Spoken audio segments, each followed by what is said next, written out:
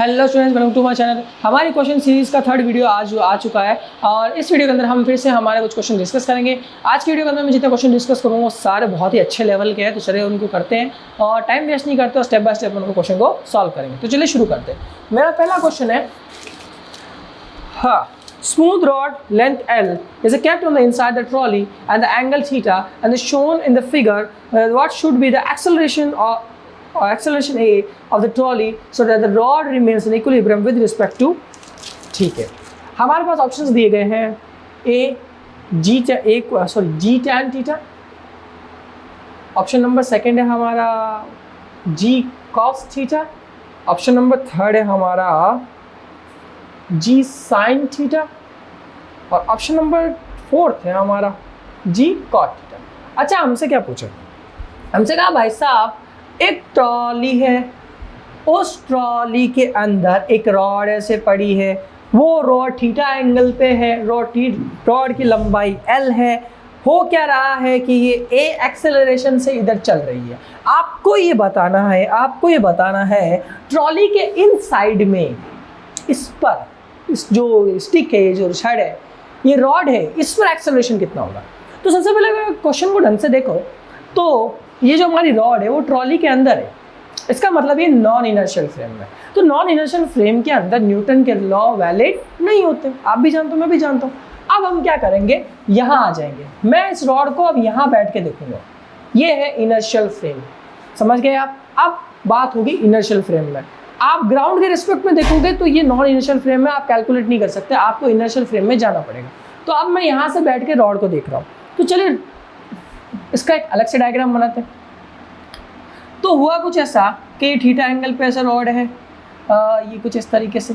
अच्छा, ये मान लेता हूँ इसका एक सेंटर है, यहाँ पर ये ए एक्सेलरेशन से जा रहा है तो इसकी तरफ स्यूडो फोर्स कितनी लगेगी, एम में पीछे की तरफ, आप भी जानते हैं, मैं भी जानता हूँ। अच्छा, इस सरफेस से नॉर्मल फोर्स कितनी होगी, N2 बराबर किसके, mg के, और इधर इसके N1, ये N1 किसके बराबर हो गया, ma के। बात आपकी समझ में आ गई? देख लो, ये N1 इधर लग रहा है और ये N2 इधर लग रहा है। तो ठीक है, ये हमारे पास दो चीज़ें यहाँ पर क्लियर हुई। अब वो क्या क्वेश्चन में कहा है कि हमारी जो रॉड है वो इक्विलिब्रियम में। इक्विलिब्रियम का मतलब क्या है कि भाई जितनी फोर्सेस है एक्स डायरेक्शन में वो भी जीरो, जितनी फोर्सेस है वाई डायरेक्शन में वो भी जीरो, और इसका जो टॉर्क है वो भी जीरो। टॉर्क कैसे, अब यहाँ पर टॉर्क कैसे आ गया? एक्चुअल में क्या होता है ना, जब हम किसी सिस्टम में इक्विलिब्रियम की बात करते हैं तो वो इक्विलिब्रियम तभी हो सकता है जब वो तीन कंडीशंस को सेटिस्फाई करे। पहला, एक्स डायरेक्शन में जीरो होना चाहिए, उसके सारी फोर्सेस का कंपोनेंट्स जितने भी सारे जोड़ लूँ मैं, वाई में भी जीरो होना चाहिए, और टॉर्क का मीनिंग किसी एक पर्टिकुलर एक्सिस पे जब उसका रोटेशन कराया जाएगा तो वो भी क्या होगा, जीरो होगा। तो मैं मान लेता हूँ उसका पर्टिकुलर डायरेक्शन ये है, ये पर्टिकुलर डायरेक्शन ये बिल्कुल सी है, इस पॉइंट पे जो इसका रोटेशन हो रहा है वो कितना हो रहा है, जीरो हो रहा है। ढंग से देखिए, ये रॉड ऐसे, ये ऐसे रॉड है, ठीक है, ये नॉर्मल फोर्स इसको ऐसे घुमाना चाह रहा है और ये नॉर्मल फोर्स इसको ऐसे घुमाना चाह रहा है, लेकिन ये अपनी कहाँ पर, अपनी इक्विलिब्रियम पोजीशन पे। तो ये इधर घुमा रहा है, ये इधर घुमा रहा है, इस वजह से ये दोनों फोर्सेस आपस में कैंसिल हो रही है, कैंसिल होकर क्या कर रही है, इसको अपनी जगह पे रख रही है। इसका मतलब क्या हुआ कि जो हमारा नॉर्मल फोर्स है N1, मैं मान लेता हूँ कि भाई हमारा जो N1 फोर्स है, अब इसको थोड़ा ढंग से समझते हैं, मैं इसको ढंग से कर रहा हूँ। ये इसका थीटा बना लेते हैं, ये भी कितना थीटा, यहाँ से यहाँ तक की जो परपेंडिकुलर डिस्टेंस होगी R1, ठीक है, और यहाँ से यहाँ तक की परपेंडिकुलर डिस्टेंस होगी कितनी, R2। तो मैं क्या कह रहा हूँ कि भाई N1 R2 minus N2 R2 ये बराबर कितना हो गया, जीरो। ये मैंने मान ली, N1 R1 और N2 R2 कितना हो गया, मेरे पास जीरो हो गया, क्योंकि मेरा सिस्टम कहाँ पर है, इक्विलिब्रियम में है ना, मेरा सिस्टम इक्विलिब्रियम में। जैसा कि आप क्वेश्चन में दे सकते हो, लिखा है what should be the acceleration of a trolley so that the rod remains in equilibrium with respect to time. Okay, तो रॉड हमारे पास क्या रहनी चाहिए, विद रिस्पेक्ट टू टाइम क्या रहनी चाहिए, इक्विलिब्रियम में रहनी चाहिए। चलो, हमारे पास बात एंड होने वाली है यहाँ पे। तो भाई साहब N1 की वैल्यू तो हमारे पास होगी ma R1 माइनस ये हो गया mg R2। ये R1 R2 कैसे निकलेंगे, ये R1 R2 देख लो, ये थीटा तो ये भी कितना हो गया, थीटा। अच्छा, ये पूरी लंबाई L है रॉड की, तो ये मैं इतना L/2 मान लूँ, इतना भी कितना मान लूँ, L/2 मान लेता हूँ। चलो ठीक है, तो मैं R1 अगर निकालूँ, पहले मैं इसको सॉल्व कर लेता हूँ, ma R1 equals to mg R2। अच्छा, ये इक्वेशन कहाँ सही हो तो समझ गए ना, ये फोर्स इस फोर्स को कैंसिल कर रही है, और क्या होता है परपेंडिकुलर डिस्टेंस को हम क्या करते हैं, मल्टीप्लाई करते हैं हमारी जो लगने वाली फोर्स है उससे, जिससे कि हमारे पास एक इक्विलिब्रियम का स्टेटमेंट आ जाता है। इक्विलिब्रियम तो आप समझ गए, पूरा सिस्टम जीरो में होगा। तो हमने क्या किया, फोर्स और उसकी परपेंडिकुलर डिस्टेंस को मल्टीप्लाई किया, फिर माइनस n2 जो फोर्स लग रही है और उसकी परपेंडिकुलर डिस्टेंस उसको भी क्या करा, मल्टीप्लाई किया। इसकी परपेंडिकुलर डिस्टेंस यही होगी ना, क्वेश्चन में देख लीजिए आप, क्वेश्चन में बना हुआ यही चीज़ बिल्कुल सही है। ठीक है, क्वेश्चन के अकॉर्डिंग हमने काम किया, m से m cancel, a equals to r1 equals to g r2। चलो यहाँ तक अब मैं r1 r2 निकाल लेता हूँ।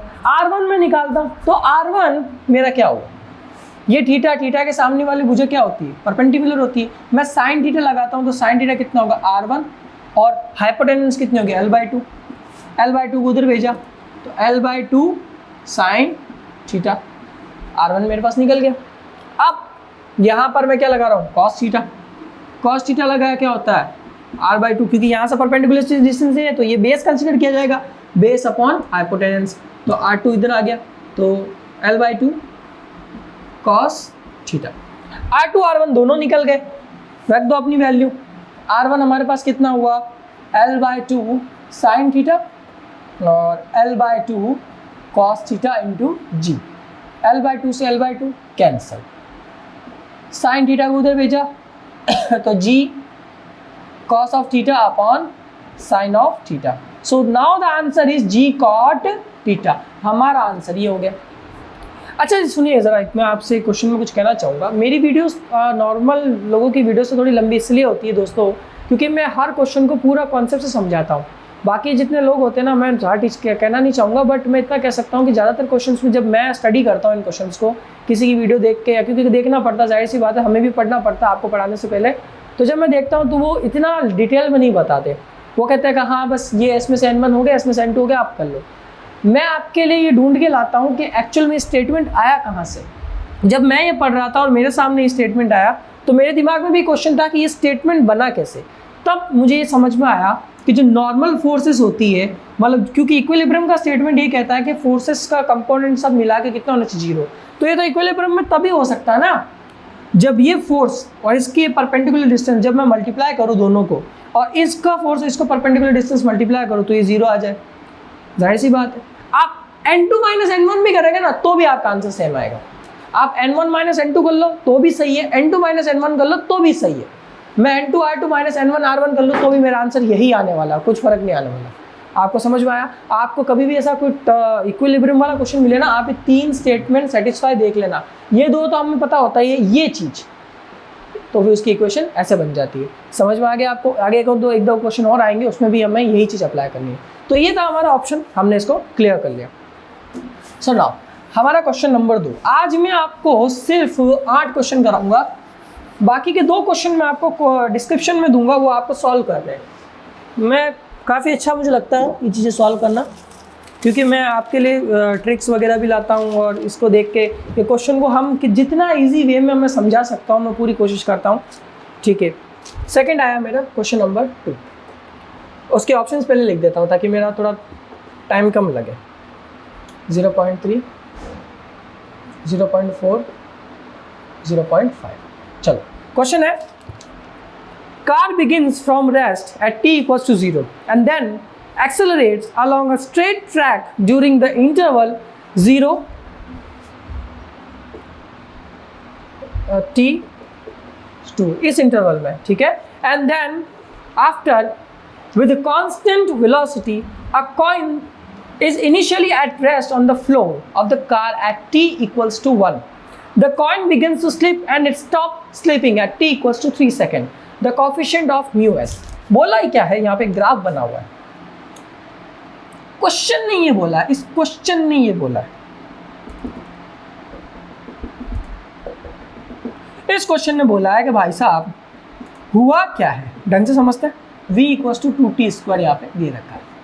ये कह रहा है कि भाई साहब एक कार है, वो t बराबर 0 पे क्या थी, रेस्ट पे थी। जाहिर सी बात है, जब वो कार रुकी हुई है तो t बराबर 0 पे। फिर इस इंटरवल में कार चलना शुरू हुई, इस इंटरवल में हमारी कार चलना क्या हुई, शुरू हुई, ठीक है। फिर उसने बोला कि भाई क्या हुआ, कार के अंदर एक कॉइन पड़ा था, t बराबर 1 सेकेंड पे वो कॉइन अपनी जगह पे था, फिर उसके बाद 3 बराबर 3 सेकेंड पर वो कॉइन स्लिप होके यहाँ आ गया। ये बात हमारे साथ में यहाँ पे हुई। ठीक है सर, ये चीज़ हो गई। अब ये हमसे पूछ रहा है, आप ये बताओ भाई साहब, आप बस इतना बता दो कि इसका जो कॉफिशिएंट होगा, फ्रिक्शन कॉफिशिएंट म्यू एस, वो कितना होगा, वो कितना होगा, हमें ये पूछा है। अच्छा देखो यहाँ पर है ना, ये ज़्यादातर चीज़ें आपको अब धोखा देने के लिए बना दी गई है, आपको धोखा देने के लिए बनाई। मैं इसको ढंग से समझता है। ये फ्लोर ले लेता हूँ मैं कार का। मुझे एक बताइए, t बराबर 1 सेकेंड पे वो अबाउट टू स्लिप है, स्लिप नहीं अबाउट टू स्लिप, मतलब जस्ट स्लिप होने वाला। 3 बराबर 3 सेकेंड पे तो स्लिप होके यहाँ पहुँच चुका है, मतलब 1 सेकेंड पे वो अबाउट टू स्लिप है, स्लिप होने वाला है। तो अगर वो स्लिप होके इधर जाएगा तो इसका मतलब उसका फ्रिक्शन कितना लगेगा पीछे, यानी कि ये सिक्का उस कंडीशन में है जहां पर इस पर जो आगे की तरफ एक्सेलरेशन लग रहा है और इसका पीछे की तरफ जो फ्रिक्शन फोर्स लग रहा है वो दोनों क्या है, इक्वल है। बात क्लियर हुई? बात क्लियर हुई कि नहीं हुई? बिल्कुल क्लियर हुई। यानी कि हमारा जो ये t बराबर 1 सेकेंड पे ही हम काम करके म्यू निकाल सकते हैं। कैसे, वो देखिए, रुकिए देखिए। मैं जानता हूँ फ्रिक्शन का फॉर्मूला होता है Fs equal to mu M G. अभी हमारा सिक्का रुका हुआ है, ठीक है, ये वहां पर क्लियर हो गया, म्यू एम जी इसको मैंने रखा। अब इस सिक्के पर फोर्स लगी, फोर्स कौन सी लगेगी, वो न्यूटन वाली, F इक्वल टू एम है। अब ये सिक्का अबाउट टू स्लिप है, मतलब ये उस कंडीशन में है जहां पर ये दोनों फोर्सेस, फ्रिक्शन फोर्स और इस पर जो आगे लगने वाली फोर्स है वो क्या है, बराबर है।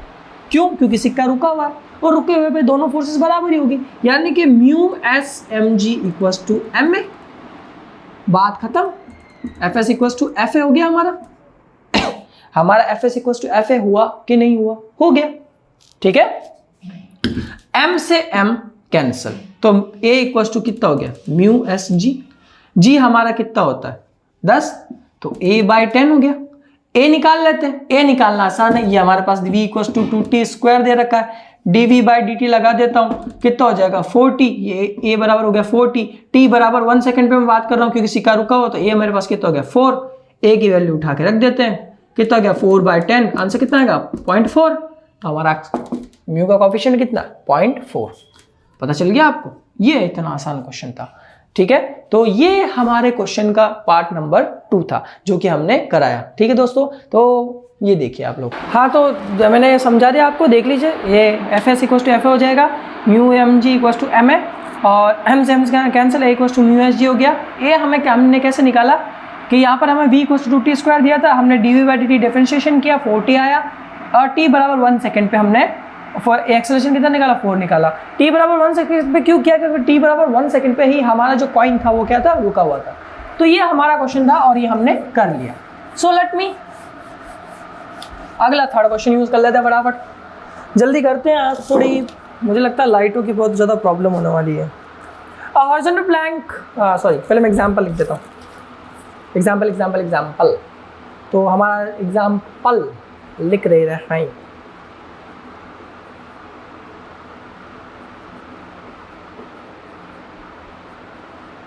So you can see that, और मैं यहाँ पे पहले डायग्राम भी बना देता हूँ ढंग से, अच्छा वाला डायग्राम बनाएंगे, बना दे। तो डायग्राम बन गया। यहाँ पे हमसे कहा गया है a horizontal plank is 10 meter long with a uniform density and the mass 10 kg is rests on two supports which are placed on the 1 meter from the each of end. A man of mass 80 kg can stand up to distance x onto the plank without causing it to the tip. बोला क्या है हमसे बोला है कि भाई साहब एक ये लकड़ी का ऐसे लट्ठा है, इसकी लंबाई है टोटल 10 मीटर। चलो भाई, ये दो जो ब्लॉक्स लगे हैं ये एंड से 1 मीटर की दूरी पे, यहाँ 80 किलो का एक आदमी खड़ा है, 80 किलो का आदमी, मतलब बहुत मोटा है सर, ठीक है। ये कह रहा है कि भाई साहब अब आप बताओ कि इसमें ये कितनी दूरी पे खड़ा होना चाहिए, कितनी दूरी पे ये, मतलब यहाँ पर कितनी दूरी पे खड़ा होना चाहिए कि ये जो ब्लॉक है वो क्या हो जाए, टिप हो जाए। ब्लॉक क्या हो जाए, टिप हो जाए। टिप मतलब पड़ के नीचे गिर जाए, ऐसे ऊपर की तरफ। अच्छा मुझे एक जरा चीज़ समझाइए, अब इसको थोड़ा ढंग से करेंगे क्वेश्चन में, ये बहुत आसान है। पहले आपको समझा देता हूँ यूनिफॉर्म डेंसिटी का मतलब क्या है। यूनिफॉर्म डेंसिटी का मतलब होता है इस पूरी लकड़ी पे मास इक्वली डिस्ट्रीब्यूटेड है। समझ गए? मास क्या इक्वली डिस्ट्रीब्यूटेड है। तो मैं मानता हूँ इस ब्लॉक की वजह से यहाँ पर एक N1 नॉर्मल फोर्स और इस ब्लॉक की वजह से N2 नॉर्मल फोर्स लग रही है। बात खत्म। चलो यहाँ पर ये चीज़ क्लियर हो रहा है ना, N1 N2 लग रही है। चलो बात खत्म। अब ये ब्लॉक का मैं सेंटर से, अच्छा इसका मास भी दिया हुआ लकड़ी का 10 kg, यहाँ से इस पर 10 kg है, इसका मतलब फोर्स कितनी लग रही है 10G, mg लग रही है तो मैं 10G हो गया। और यहाँ से ये आदमी 80 किलो का है तो ये भी तो लगा रहा है, कितना हो गया 80G हो गया। ये mg होता ना, F = mg, इस वजह से ऐसा लिखा। चलो अब मान लेते हैं कि ये आदमी एंड से x डिस्टेंस पे खड़ा है। कहाँ खड़ा है? x डिस्टेंस पे खड़ा है। क्यों भाई x डिस्टेंस पे क्यों खड़ा है? ये x डिस्टेंस पे इसलिए खड़ा है ताकि इसका काम आसानी से हो जाए। मतलब ये ऐसे उस डिस्टेंस पे खड़ा है जहाँ से ये जो लकड़ी का पट्टा है ना, जैसे लकड़ी का लट्टा लग, ये एकदम से क्या हो जाए, टिप हो जाए, ऐसे हो जाए, टंग करके ऐसा हो जाए। तो अब देखिए क्वेश्चन में एक चीज़ और लिखी हुई है। क्वेश्चन में लिखा हुआ जस्ट अबाउट टू टिप, मतलब ऐसा हो जाए कि ब्लॉक एकदम से क्या हो जाए, टिप हो जाए, ऊपर की तरफ ऐसे टिप हो जाए, टप करके, ऐसे टपक से टप टपक टिप हो जाए। तो हमको ये पता करना है कि टिप हो जाए भाई साहब। तो भाई टिप पता करना पड़ेगा आपको टिप पता करना है कि टिप का, चलिए पता करते हैं। अब इसको जरा ढंग से क्वेश्चन को देखेंगे, ढंग से देखेंगे। ये भी वही बिल्कुल वो नॉर्मल फोर्स वाला ही कहानी है। अगर ये ब्लॉक ऐसे टिप होगा, ये आदमी यहाँ खड़ा है, ये ऐसे टिप होगा, टिप होना मतलब ये ब्लॉक, ये जो लट्ठा है, जो प्लैंक है, ये ऐसे ऊपर आएगा। ऊपर आएगा मतलब इन दोनों का कांटेक्ट खत्म। कांटेक्ट खत्म का मतलब है कि ये नॉर्मल फोर्स तो खत्म, पहली चीज क्लियर। तो मतलब अब हमारा काम इस normal force, N2 normal force. तो मैं क्या कर रहा हूँ, मैंने कहा कि ये 80G का आदमी और इन दोनों के बीच की परपेंडिकुलर डिस्टेंस x बराबर ये 10G, और इन दोनों की परपेंडिकुलर डिस्टेंस कितनी हो गई 4। अभी 4 कहाँ से आ गई, थोड़ा दिमाग लगाएंगे, 4 कहाँ से आएगी। 10 मीटर का है लट्ठा, तो मतलब मैंने बिल्कुल बीच में सेंटर पॉइंट लिया, तो मतलब कहाँ पर आ गया 5 मीटर पे आ चुका है वो, 5 मीटर पे आ चुका है। ढंग लीजिए, ढंग से देखते हैं। 5 मीटर पे आ गया, ठीक है। 5 मीटर पे आया तो ये जो बीच का होगा ना, ये 1 मीटर यहाँ से 1 मीटर यहाँ से, बीच में कितना हो गया 8 मीटर। ढंग से सुनेगा, ये 1 मीटर, ये 1 मीटर इधर से छोड़ दिया, तो अब यहाँ से बीच में कहाँ पे आएगा, 4 पे आएगा ना भाई। अब इन दोनों के बीच की डिस्टेंस कितनी होगी 8 होगी, तो 8 का बीच का सेंटर पॉइंट कितना हो गया 4 पे होगा, 4 मीटर पे होगा। तो मतलब इस 10 kg के लिए इसकी परपेंडिकुलर डिस्टेंस यहाँ से यहाँ तक और यहाँ से यहाँ तक कितनी होगी 4 ही तो हुई है।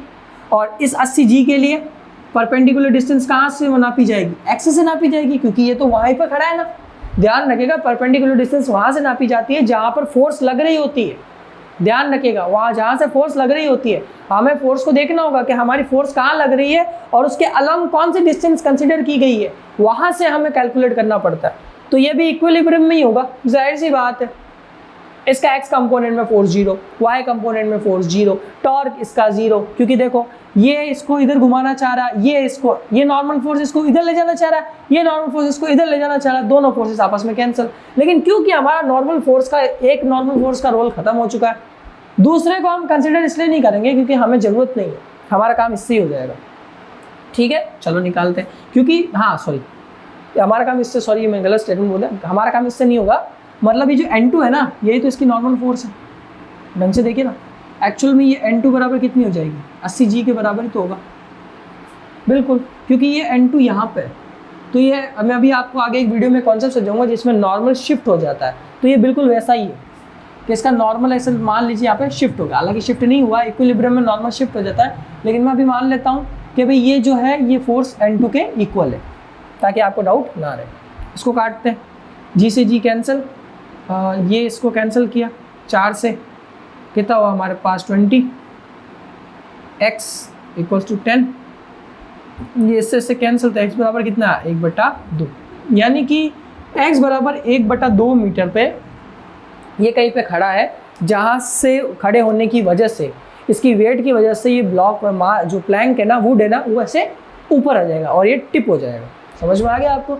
ये ज़्यादा हार्ड क्वेश्चन नहीं है, ज़्यादा मत उलझेगा, आपको इक्विलिब्रियम कंडीशंस याद होनी चाहिए, बस इतना रहने की। और ये N2 बराबर मैंने 80G क्यों लिया वो भी मैं समझा देता हूँ, क्योंकि देखो मुझे N2 बराबर mg तो लेना ही है, ये तो मैं भी जानता हूँ कि N2 नॉर्मल फोर्स mg लूँगा किसका? इस ब्लॉक का तो कुछ बोला ही नहीं है ना, तो बोला तो फोर्स लग किससे रही है? इसकी वजह से लग रही है, तो इसकी वजह से फर्स्ट लग रही है, इसलिए मैंने वहाँ 80G लिया है। हमारा third question is completed. Now get to the 44th number. Option A tan theta, sorry tan theta, tan square theta, cos square theta, cot theta.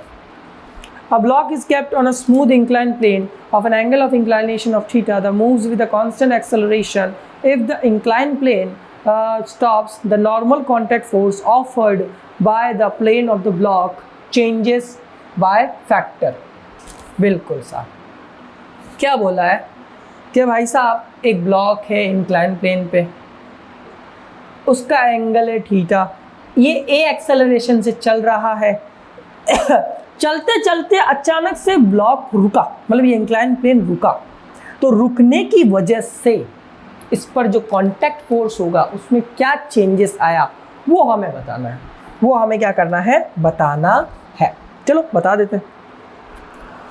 अभी देखो इसका वेट नीचे mg लगेगा, ये नॉर्मल फोर्स कितनी लगेगी? N1।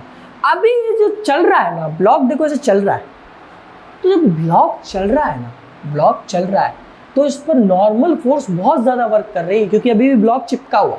इसका मतलब ये जो mg होगा वो किसके इक्वल होगा? ये थीटा, तो ये भी कितना होगा? थीटा, तो ये थीटा का normal component N1 cos theta, यानी कि ये जो आएगा mg वो इसके बराबर होगा, N1 cos थीटा के बराबर होगा। ये चीज़ आपको समझ में आ गई? भैया नॉर्मली तो हम क्या करते हैं, mg का कंपोनेंट बनाते हैं, लेकिन mg का कंपोनेंट तो मैं तब बनाऊंगा ना जब मेरा ब्लॉक इंक्लाइन प्लेन रुका हुआ रहेगा। मेरा इंक्लाइन प्लेन रुका हुआ ही नहीं है, मेरा इंक्लाइन प्लेन चल रहा है, तो मेरा इंक्लाइन प्लेन चल रहा है तब इस mg को बैलेंस ही नॉर्मल फोर्स करती है, ये तो हम जानते हैं, और नॉर्मल फोर्स का कंपोनेंट बैलेंस करेगा इसको। तो जब इंक्लाइन प्लेन चल रहा होगा तो चलते वक्त नॉर्मल फोर्स का जो क्या नाम है कंपोनेंट होगा वो इस mg को क्या करेगा? बैलेंस करेगा। अदरवाइज जब भी ब्लॉक रुका हुआ होता है हम क्या करते हैं? mg का कंपोनेंट बना देते हैं जो कि नॉर्मल को क्या करता है? बैलेंस करता है। ये N1 बराबर mg cos थीटा होता ना, याद है आपको? mg cos थीटा होता था, याद है? तो अभी हम कराऊंगा, तो ये वो होता था कि इसके सामने वाला mg cos थीटा होता, लेकिन मैं तो सिर्फ mg की बात कर रहा हूँ। इस mg को चलते हुए इंक्लाइन प्लेन पे कौन बैलेंस कर रहा है? N1 cos theta.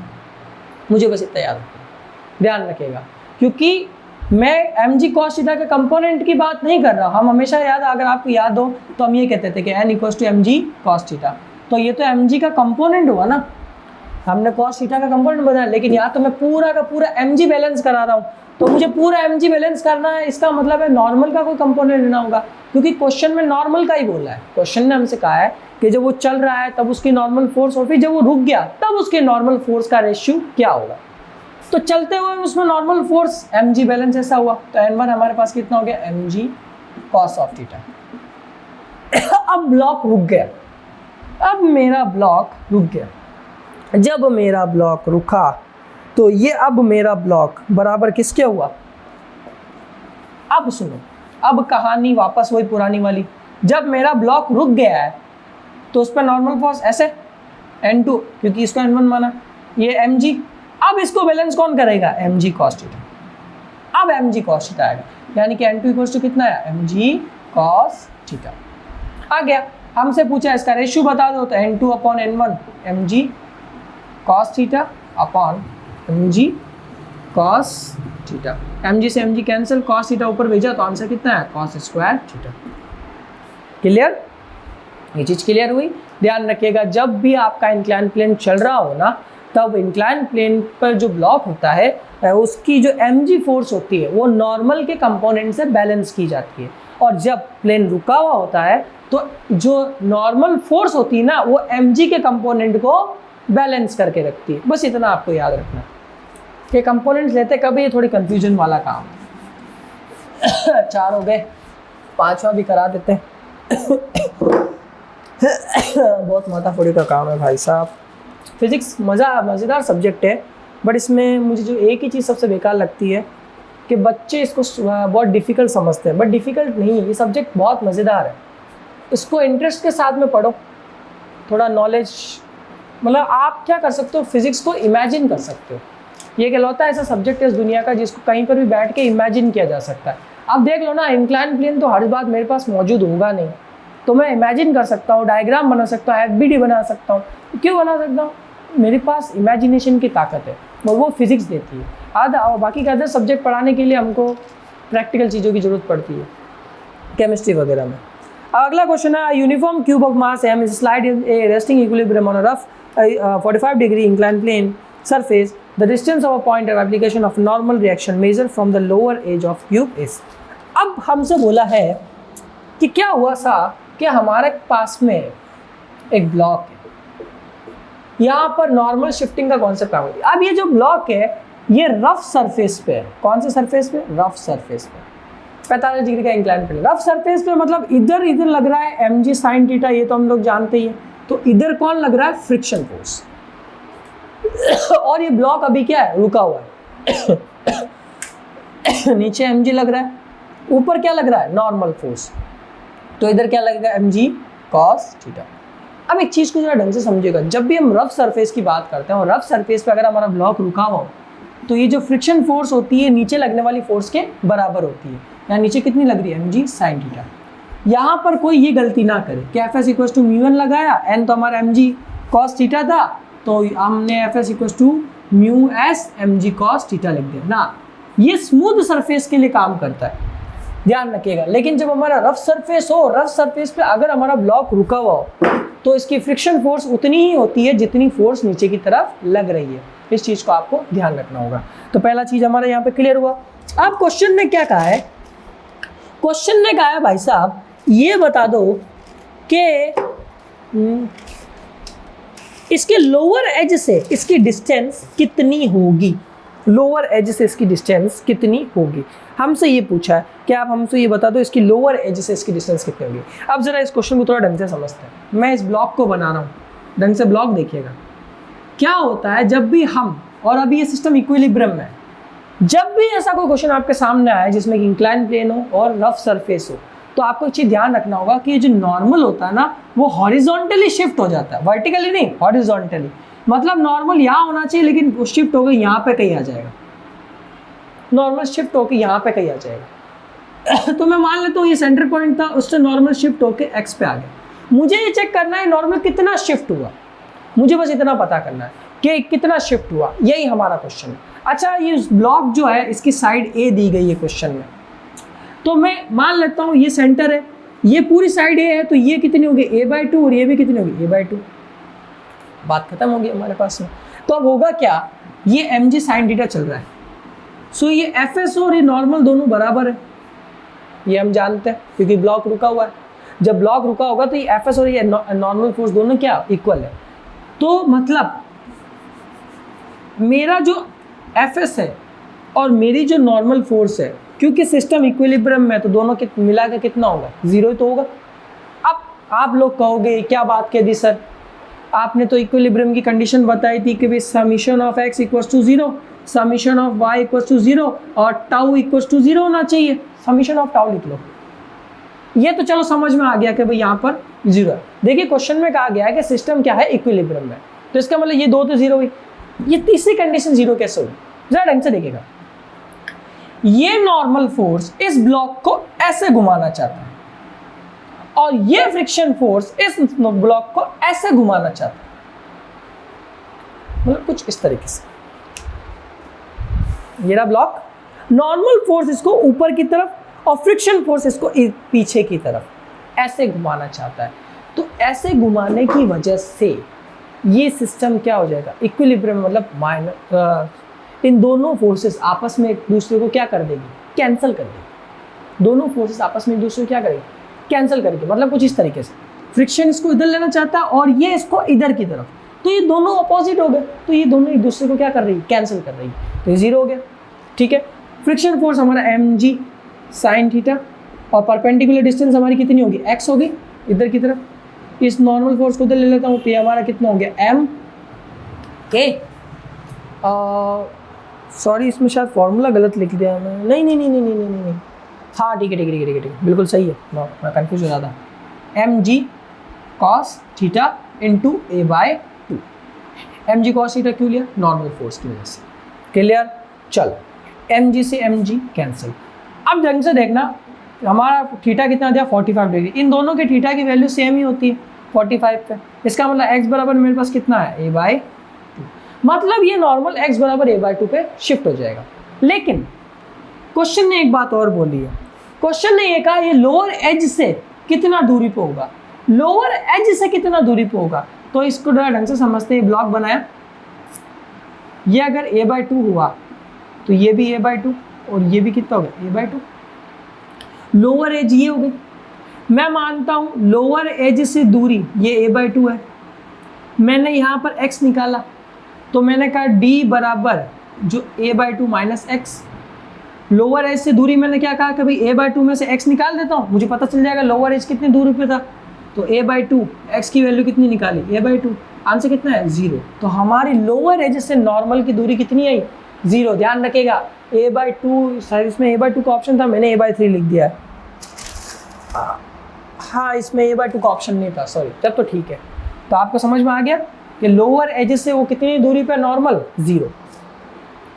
तो ये सारी कहानी है, इक्विलिब्रियम की कहानी ढंग से समझ लीजिएगा। इक्विलिब्रियम आप बहुत मैटर करता है, एक्स तो हमें पता ही है, ये परपेंडिकुलर डिस्टेंस वाला भी हमें आज पता चल गया और मुझे भी थोड़ा पता चला इसके बारे में, और होगा तो मैं इसके बारे में और जानकारी लूँगा परपेंडिकुलर डिस्टेंस के बारे में कि अभी इसमें और भी कुछ हो सकता है क्या, कोई और कॉन्सेप्ट है क्या, ओके और ट्रिक हो सकती है हमें। अगर आपको कुछ पता है इस टॉपिक के बारे में और भी ज़्यादा तो आप मुझे कमेंट में बता सकते हैं, इंस्टाग्राम पे मैसेज भी कर सकते हैं ताकि मेरी नॉलेज में भी इजाफा हो और आपकी भी हो या फिर आपको मेरे कॉन्सेप्ट में कुछ मिसकंसेप्शन लग रहा है then you can comment me. Okay, तो चलिए हमारा अगला क्वेश्चन, छठा क्वेश्चन हमारा, उसके ऑप्शन हैं, अच्छा उसके ऑप्शन मैंने लिखे ही नहीं, सॉरी, छठे क्वेश्चन पे मैंने ऑप्शन ही नहीं लिखे, चलो कोई बात नहीं। A horizontal force F equals to mg by 3 is applied on the upper surface of a uniform cube of mass m and a slide in which resting of an air of horizontal surface mu equals to 1 by 2. The distance between the lines of action of mg a normal reaction. ये कह रहा है एक block है rough surface पे, rough surface पे बीच में, ठीक है, तो रफ सरफेस पे ये कह रहा है इस पर फ्रिक्शन फोर्स mg by 3 लग रही है, sorry horizontal force mg by 3 लग रही है। कितनी लग रही है, mg by 3 लग रही है। ब्लॉक की साइड है A, हमसे पूछा है भाई साहब ये बताओ कि इसका नॉर्मल कितना शिफ्ट हुआ। वही वाली बात, देखो फ्रिक्शन कितना होगा Fs, इधर फोर्स किधर लग रही है F, तो मुझे सॉरी इधर F लग रही है फोर्स और फ्रिक्शन किधर लग रहा है Fs।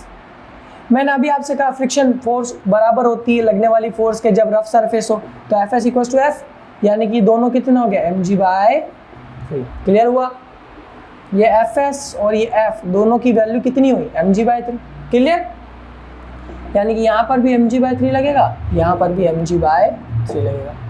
ये सेंटर है, नॉर्मल शिफ्ट हुआ, शिफ्ट होके कहाँ यहाँ आ गया।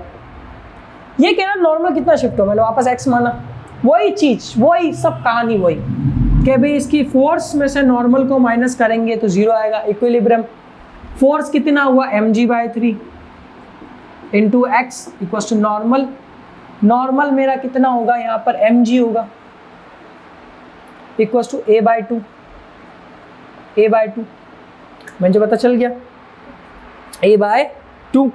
हाँ एक मुझसे यहाँ पे गलती जो होने वाली थी और आप लोगों की वजह से वो गलती नहीं हुई, ठीक है, वो ये है, शुक्रिया, मुझे थोड़ा याद आ गया, मैंने क्वेश्चन में ये चीज़ अब नोटिस की। एक्चुअल में वहाँ पर इंक्लाइन प्लेन था इसलिए वहाँ पर वो फोर्सेस कैंसिल हो रही थी। अब हमें यहाँ पर इन तीनों को कंसीडर करना पड़ेगा, इन तीनों को अलग अलग कंसीडर करना पड़ेगा। तो अब हम हमारा 6 क्वेश्चन करेंगे। हमारा 6 क्वेश्चन क्या कहता है कि भाई साहब क्या हुआ, आपके पास एक ब्लॉक है, उस ब्लॉक पे इधर की तरफ फोर्स लग रही है F equal to mg by 3 और इधर की तरफ फ्रिक्शन लग रहा है mg by 3, क्योंकि जो आपको पता ही है ये रफ सरफेस है। क्वेश्चन में कहा गया रफ सरफेस है, रफ सरफेस का मतलब क्या होता है कि जितना फ्रिक्शन लगता है फ्रिक्शन जो है वो अप्लाइड फोर्स के बराबर लगता है। तो इसका मतलब नॉर्मल शिफ्ट होकर यहाँ पर आ गया, कहीं पे मैं मानता हूँ यहाँ पर आ गया, कितना x डिस्टेंस पे। ये a ब्लॉक का है तो इसके अगर डिवाइड करें तो ये a/2, ये भी a/2, इसकी साइड दी हुई है। सब चीज़ें कर लेते हैं। देखो ये f into a/2 perpendicular distance minus normal force n into x plus mg/3 sorry f into a/2। अब आप लोग कहोगे ये प्लस क्यों किया भाई? ये प्लस इसलिए किया क्योंकि ये दोनों फोर्सेस सेम है और एक ही डायरेक्शन में लग रही है, सॉरी अपोजिट डायरेक्शन में लग रही है बट लग सेम रही है, इसलिए हमने इसको क्या किया, प्लस किया। तो अब अगर मैं इसको करूँ तो ये तो mg/3 है इंटू a/2 माइनस नॉर्मल को उधर भेज देते हैं mg/3 into a/2 equals to mgx, n equals to mg तो होगा, ये नॉर्मल फोर्स बराबर mg होगा। ये mg से mg पूरा कैंसिल, ये कितना है a/6 plus a/6 equals to x, पूरा आंसर कितना आएगा a/3, यानी कि जो हमारा नॉर्मल शिफ्ट होगा वो कितना होगा a/3 होगा। बस ये हमारा क्वेश्चन था, ज़्यादा हार्ड नहीं है, इतना इजी है, सिंपल से कॉन्सेप्ट से हमने बात की नॉर्मल शिफ्टिंग का कॉन्सेप्ट से, ठीक है। और इक्विलिब्रियम देखिए स्टूडेंट्स, मैं आपसे एक बात कहना चाहूँगा, मैंने जितनी वीडियोस देखी है ना, स्टडी की है ना क्वेश्चंस के बारे में, तो मैंने एक चीज़ नोटिस की है कि जितने ज़्यादातर टीचर्स पढ़ाते हैं वो सिंपल सा बता देते हैं कि ये F2 ऐसा माइनस होगा, प्लस होगा और आपका ये इक्विलिब्रियम हो जाएगा। मेरी एक आदत है कि मुझे समझाना अच्छा लगता है कि इक्वेशन आई कहाँ से, किधर से आई। तो अगर किसी को ये बोरिंग लगता हो तो यार मैं उनसे यही कहूँगा बोरिंग नहीं है, हमें बहुत मेहनत लगती है ये इक्वेशंस को समझने में, आपको समझाने में, कि आपको कोई डाउट ना आ जाए। तो यार प्लीज़ इसी मेहनत को मद्देनज़र रखते हुए सब्सक्राइब ज़रूर करेगा, लाइक ज़रूर करेगा। आपका एक सब्सक्राइब हमें हौसला देता है कि हम आगे भी इसी तरीके की वीडियो बनाएं, मोटिवेटेड रहते हैं, क्योंकि मैं खुद एक स्टूडेंट हूँ, तो अपनी स्टडीज़ में से टाइम निकाल कर इसी चीज़ को पढ़ना, फिर वीडियोज़ बनाना, एडिटिंग करना, it's too difficult for me. So please इस चीज़ को मद्देनज़र रखते हुए हमारे चैनल को सब्सक्राइब जरूर करें, लाइक करें और शेयर करें वीडियो को अगर पसंद आए तो। चलिए अगला क्वेश्चन है, the two persons of equal height are carrying a long uniform wooden plank of length L, they are the distance of L/4 N/6 from the nearest end of the rod, the ratio of normal reaction of their head। ये बिल्कुल वैसा ही question है जो अभी हमने किया था।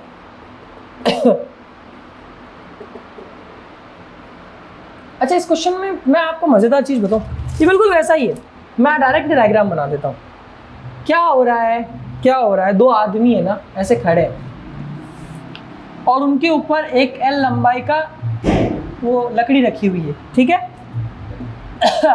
ये दोनों है ना एज से, एक तो ये L/4 डिस्टेंस पे खड़ा है और हाँ यहाँ पे लिखा L/4 से, और ये L/6 डिस्टेंस से खड़ा है और पूरी लंबाई L है। हमसे कहा है इन दोनों के जो नॉर्मल फोर्स लग रहा है ना, इन दोनों का जो नॉर्मल फोर्स लग रहा है उसका हमें क्या बता देना है, रेशियो बता देना। चलो बता देते हैं।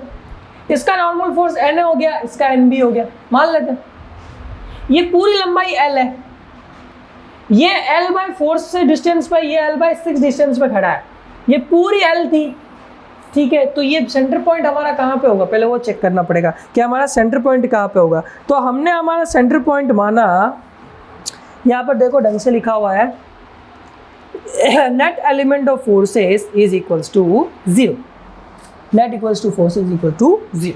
चलो ये पूरा L था, इसका मतलब मेरा यहाँ L/2 का है, कहीं ना कहीं L/2 पे ही होगा मेरा ये बंदा, तो ये L/2 पे होगा, ठीक है।